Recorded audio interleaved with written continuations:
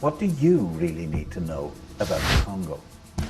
It's the greatest single example in history of how predatory elites rip off millions of people and get away with it.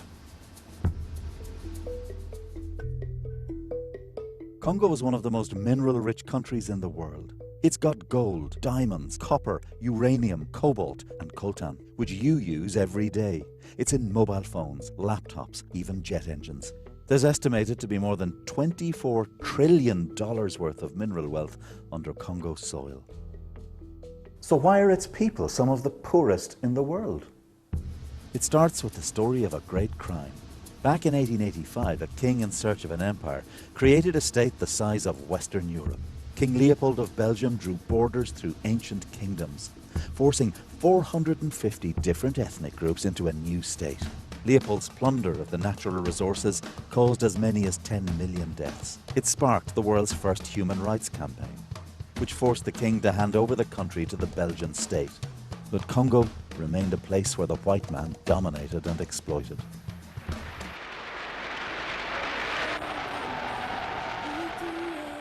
Enter a new hope for Africa. Nous avons connu les ironies, les insultes, les coups que nous devions subir matin. The independence leader, Patrice Lumumba, inspired millions across the continent, but the West saw Lumumba as an enemy. The Belgians supported a rebellion against the new government in the mineral-rich east of the country. And when Lumumba appealed to the Soviet Union for help, The Belgians conspired with the CIA to murder him.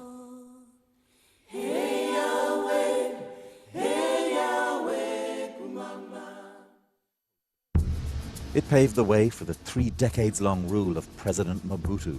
They didn't come any greedier in Africa. It's estimated he stole around half of the $12 billion his country received in aid.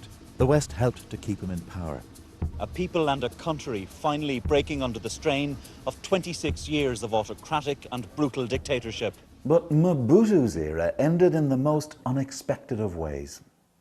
Genocide in Rwanda, the country next door, saw millions flee into Congo. War followed them.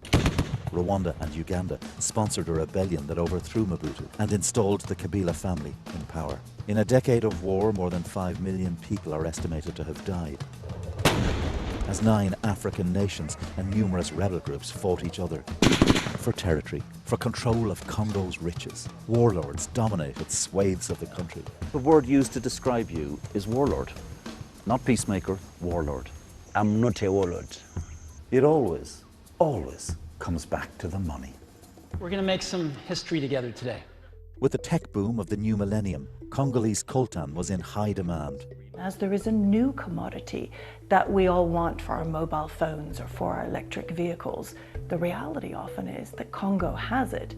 And so we start to see the unscrupulous businessmen and women. We start to see the corrupt leaders. Human rights groups allege that around $750 million in mining revenues has been stolen under the rule of President Joseph Kabila and his cronies. Congo is a country where more than 70% of the population lives below the poverty line, where women suffer some of the highest rates of sexual violence in the world, and human rights can often be abused with impunity. This soil on which we sleep is the same soil where we buried our children.